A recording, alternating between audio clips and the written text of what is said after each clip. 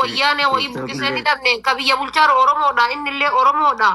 Yoo amma firii jedhe gara qabsootiif siyaasaatitti wayii galchanii dhimma kana akka jedhuun nageenya keetiif sodaadhe jedhise malee aga garaan kiyya na gubate ana rabbi beeka maal taate ati. Sanumaaf dheesineer namni yoo kan jedhin akkaawuntii banatanii walii gaddeeman hunda jala deemeetiin maqaa isaatiin hin daldalina jedhaa ture maal taate ati dheengadda nama 5,000 walitti qabee maqaa isaatiin warri daldaltan. Dhaabadha aga gaafa inni bayee sagalee isaa dhageettanitti namni tokkichi akkaawuntii nama tokko maqaa Muhammad Bayaan hin jiru fooloon godhinaadheen labsaa ture.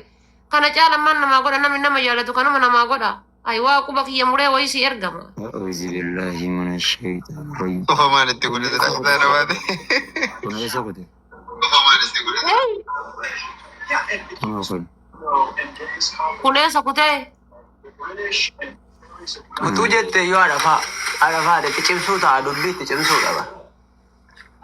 Atiin kun bar rakkoon maali beektaa laale rakkoon dhiira tokko dhiifamallee naa godha dhiira yoo jedhu hunda walitti qabuu osoo hin taane. Laalli dhageeffadhu laal gisee si jaaladha jettee si qala waan jettetti fakkaata gisee si qala jetteen si jaaladha waan jettetti fakkaata si galeessani malee wallaalteeti miti jechuudha gama gaasii wanna jedhu jechuudha siif galee. Kiis godhin amma arafaa ta'e bakka kiis godhin. Leencatu malaaniyyuu. Ummati jedhama malee geemii kan keerratti leenca qopheessaa amshir. Innaante push godhamee maal taata rabbi jedhaati amaarrinuu ka ofii leencaan simatte isin akkamitti chaadhiftanii ilaaltan nama tokko jabichatu qurxummiidhaan simatte akkami qurxummiidhaan simattan gaa'is. Push godhaa. Yes, I do think when I was a group, you know. Aku lejat tuh kohon nih memang ben. Rabbi jedhiti akkamitti wanna jedhu. Geema wanta godhu jiraaf yaa. Geemiin ji'a lama amma push godhin hin deema soomee ka diinamee ka qaba push godhin amma asirraa 10,000 naa bahu. Hundi keessan push godha.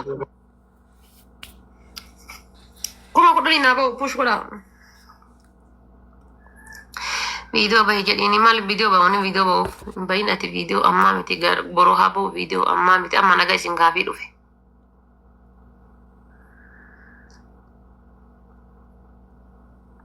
Amma nagaa isin gaafii dhufe malee wannoo miti.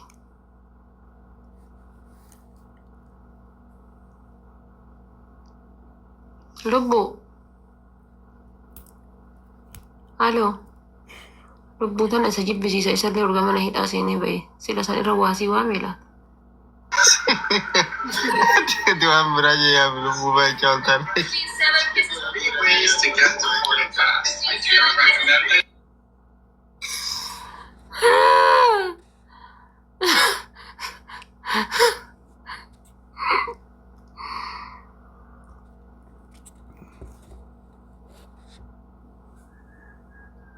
Widde. Ganna galabbataa jira koomentiidha. Mana yang jirtu sahabat taksi kereta. Kun olaal ka widdee kana nama jedhuun dhabe akkanatti hawwaata ammoo koori rabbi darajaa tana sii kenne booni akka barbaadde.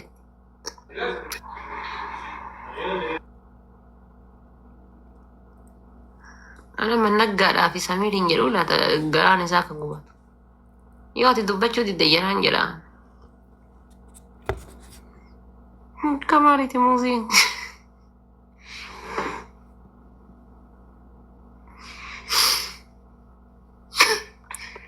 Waan ofii koo galatoomii nagaa ta'e jabaadhaagaa abbaa baay'een inni walitti deebinarra waan ta'e roongina fakkaatan illee inti dhadhee waan adidee. Maaliin? Booduma walitti deebinan jedhe geemu isaarratti illee ta'u atillee nagaa ta'ii.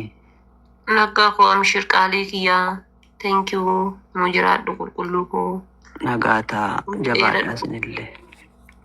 Mu jabaadhu. Ishi bayyee. Jiraadhu. Galatoomaa gaa irrabna halkanii ammasii ganama muqaan siraa deemna. Isin bira halkanii amma halkanaa'e? Halkan sa'aatii 3 amma nu bira. Indes ta'a 3 raftaaree ganaadha sa'aatiin. Ganama ba'a ja'aatti ba'a 3 gaafan jedhu 9-3dha nu bira ja'aatti bari'aa ja'aatti dhiyaa nu bira asii. Jechuun 9-3 jechuun halkan keessaa 9 Itoophiyaa jechuudha. Lakki amma Itoophiyaadha 12 baree 12 dhiyaa miti.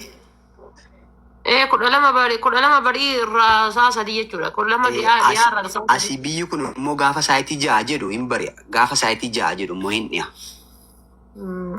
Kana jechuun amma sa'aatii sadii galgalaa jirtanii jechuudha. akkasii eega dhiyee saayitii ja'aatti dhiyee waan ta'eef amma saayitiin sagal miti ree akka waan saayitii sadiiti jechuudha eega dhiyee. Ishee qaalii kiyya ulfaadhu. Nagaa ta'a maatiin waan ofiillee nagaa ta'a galatoomaa. Ishee galatoomaa isinis والبشارة Laga baatee laga injifattee. بشرك الله. Ati faatee waan ofii namni akkasii qabsaa hin jiru gaa'e. Hedduu haa galatoomtu. Isii fi nama tokko duwwaan arge ha baay'ee qabsaa'e ammaaf isuma biraan jiraan isumaan dubbadha. nama maaltu gasii geessu Faate faate garra. Lubbuuwwan lubbu qabeeyyii kajaniin sanii. Qabsooytu bara kanaati. gasii keessa ofii isin ofii uttaarartamoo nama isin darbaa jira. Wannoodha barre garaa kiyya kana tokko malee qulqulluudha barre Abdul Bashar. Hamtuu nama yaadu yoo hamtuu yaadee jedhee homa du'u wayii nama fakkaatan nan sodaadha. Laalee miti onneetti naafi. Dhugaa keeti. Maal jette Mahamad? Hangi qulqulluudha jennaan dheengaddan si baqasee laaleen jiran onneedha. Amma mana galtanii mire?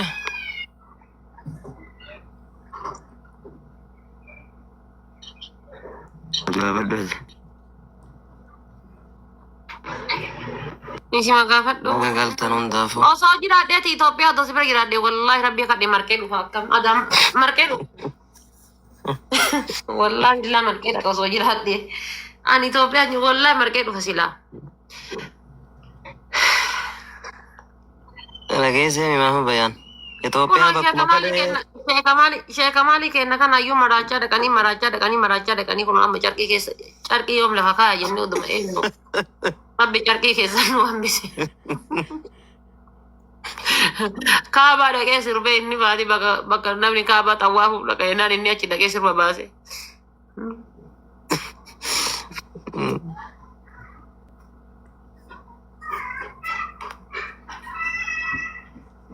Assalamualaikum warahmatullahi wabarakatuh. Waalaikumsalam. Family memberii ta'a hundi keessanuyyuu. Karena akami nagamiti Syekh Muhammad bayani baga bata kabib yani gawati damtule baay'een boonne garuu hidhaan qoraasuma dhiiratti ima baaf. Baga hidhame jettee jarni baga hidhame jettee akkamitti baga hidhame jettaa ilma namaatiin. Rakkoo miti hidhamuu badaa miti. Qoraasuma dhiiratti. Hidhaan qoraasuma dhiiraati baga hidhame maa jetta tan teetuma sammaa billaalle akkuma sitti duulamaa ture isatti illee. Laa rakkoo jaraallee bargitee garii daatuun gaariidha. Hidhamuun sun. Ati tan teetuma san laaluu qabdaa barba gaafa qoricha hantuutaa nyaachuu qaba inni jedhanii san argitee ati. Adafaataa naawwatu dabaloolle turree jirramee haasa'u na dhisi. Baga wallalle anifati wallaloon bareeda. Alaa kulli haali waa arguun gaarii wayaa irraanfachuun dagatiin garuu Sheekh Muhammad Bayaan wayaa irraanfachuu jechuun dagatini. Alaa kulli haali waa maraa arguun gidee waa barnoota ta'a wani namarratti hin jaalanne namarra dhufaa. Yeroo hedduu kan miidiyaa kanarratti warri waa femmase kunniin waan garaagaraa hojjetaa nallee dabalate gaafa ufii achi dhaqee dhaabbate immoo yoo san dhugaa namallee argaa. Sheekh Muhammad yoo xiqqaate nama viidiyoo hedduun irratti dalagee islaamummaa keessallee qaari'e naan jedhe akka shahaadaa na qabsiisanillee dhiibbaa godhaa ture. Adaa inni mana hidhaa seennaan na dargasa irraa kan falatte. Na wal qixxoofne anillee hidhame innillee bagoosteene. Shabbee galuun gaariidha jedhee. Asa galee ani garaan kiyya. Meelaala harka kana rabbii jedhate namni kun adaa. Sheeka malmaa bakkasiidha jedha aadaa inni. Tagaafa isaa san tagaafa kan ishee kamaaliin qoricha hantuuta nyaachifamee du'uu qaba jedhanii irra murteessanii sana Ala kulaalini waa mara